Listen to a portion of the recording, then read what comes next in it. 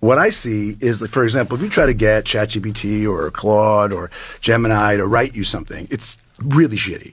And it's shitty because by its nature, it goes to the mean, to the average. And it's not reliable. And I just can't even stand to see what it writes. Now, it's a useful tool if you're a writer and you're going, what's the thing? I'm trying to set something up, or somebody sends someone a letter, but it's delayed 2 days and it can give you some examples of that.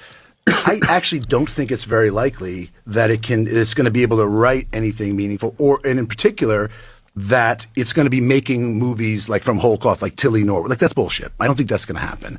I think it's not. I think it turns out the technology is not progressing in exactly the same way they sort of presented it. And really, what it is going to be a tool. Just like sort of visual effects, and yeah, it needs to have language around it. You need to protect your name and likeness. You can do that. You can watermark it. Those laws already exist. I can't sell your fucking picture for money. I can't. You can sue me, period.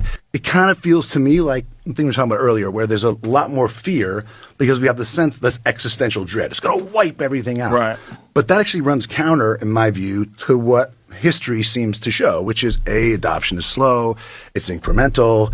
I think a lot of that rhetoric comes from people who are trying to justify valuations around companies where they go, we're going to change everything. In 2 years, there's going to be no more work. Right. Well, the reason they're saying that is because they need to ascribe a valuation for investment that can warrant the CapEx spend they're going to make on these data centers, with the argument that, like, as soon as we do the next model, it's going to scale up and be 3 times as good.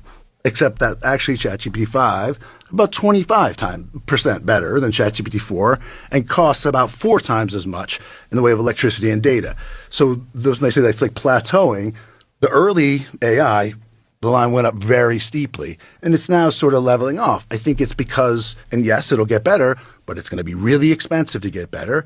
And a lot of people were like, fuck this, we want ChatGPT 4, because it turned out like the vast majority of people who use AI are using it to as companion bots to chat with at night and stuff. There's no work, there's no productivity, there's no value to it.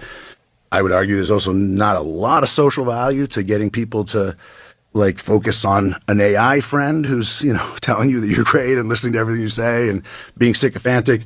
But that's sort of a side issue. I think for this particular purpose, the way I see the technology and what it's good at and what it's not, it's going to be good at filling in all the places that are expensive and burdensome and they make it harder to do it.